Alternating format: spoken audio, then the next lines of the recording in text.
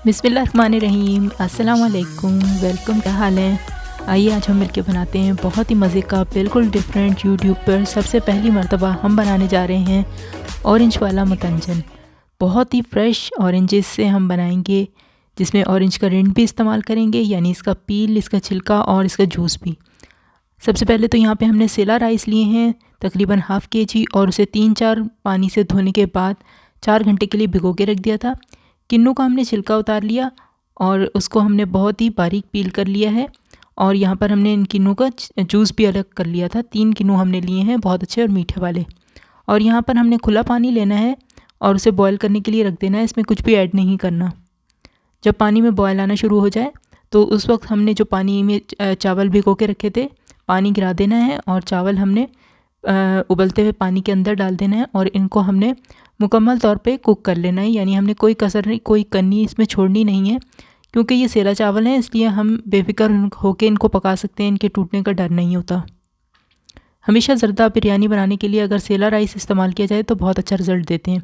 और यहाँ हम देसी घी का इस्तेमाल कर रहे हैं। आप बनास्पति घी का भी इस्तेमाल कर सकते हैं, लेकिन देसी घी में ज़रदा, मतंजन वगैरह बहुत मज़े के बनते हैं। यहाँ हमने एक बड़ा चमचा पकाने वाला ले लिया है, तकरीबन हाफ़ कप से थोड़ा ज़्यादा है।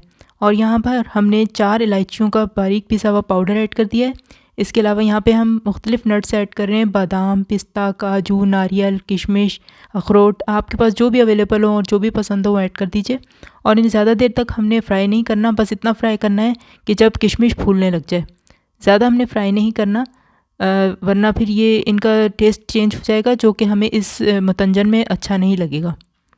देखिए हमारी किशमिश फूल चुकी है, बस हमें इतना ही चाहिए था। अब हम तमाम नट्स को बाहर निकाल लेते हैं ऑयल में से।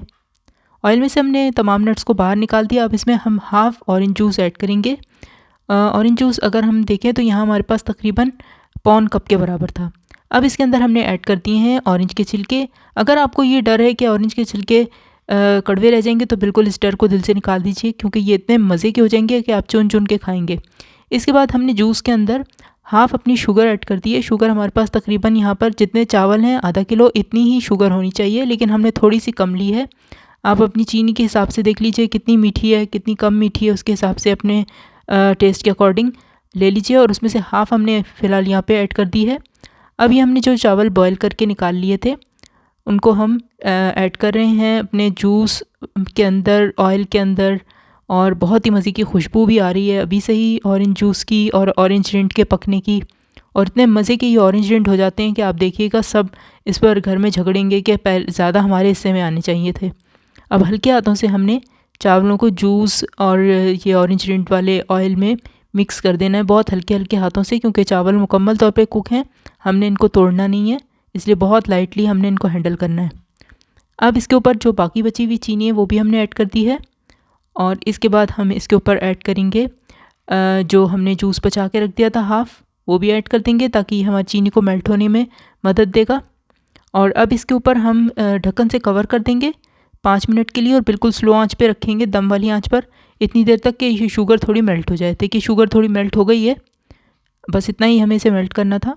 और अब हम इसके ऊपर दूसरी चीज़ें भी ऐड कर देते हैं, जैसे कि हम यहाँ पर मतंजन बना रहे हैं तो यहाँ पे कलरफुल होता है, तो यहाँ पर हमें सिर्फ 1 चुटकी येलो फूड कलर और 1 चुटकी ही ऑरेंज फूड कलर, साथ ही 1 चुटकी ग्रीन फूड कलर, और साथ में हम यहाँ पर रेड फूड कलर भी 1 चुटकी ऐड करेंगे। बस इससे ज़्यादा ऐड नहीं करना, वरना चावल बहुत ही ज़्यादा रंगीन हो जाएंगे, जो अच्छा नहीं लगता। और इस तरह अब हम स्पून की मदद से होल्स कर देंगे ताकि स्टीम को बाहर निकलने का वे मिल जाए, रास्ता मिल जाए। और बस इसके ऊपर अब हमने जो फ्राइड नट्स थे वो भी बिछा दिए हैं यहाँ पर। और साथ ही हमारे पास ब्लूबेरीज़ थे ड्राइड, वो भी हम ऐड कर रहे हैं, बहुत अच्छे लगते हैं ये भी।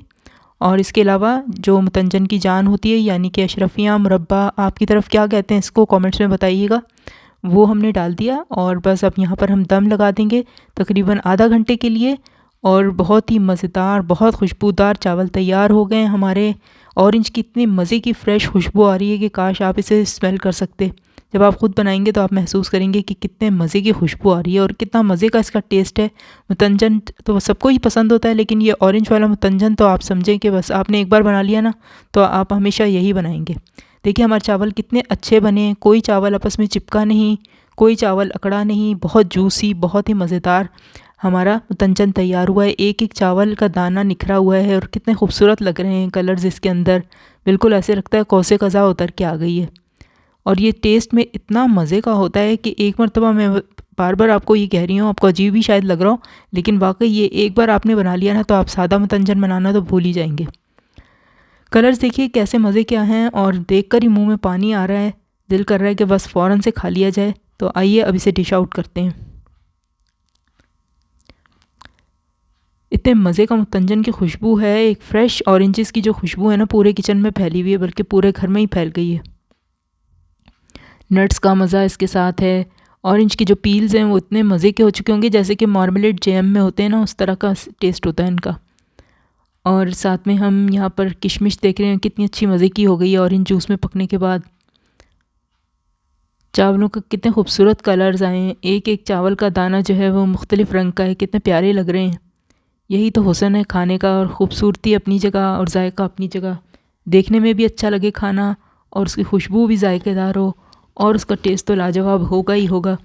तो फिर क्या बात है, खाने में ये तीनों खूबियाँ ज़रूर होनी चाहिए, देखने में भी अच्छा लगे, खाने में भी अच्छा लगे और प्रेजेंटेबल भी हो।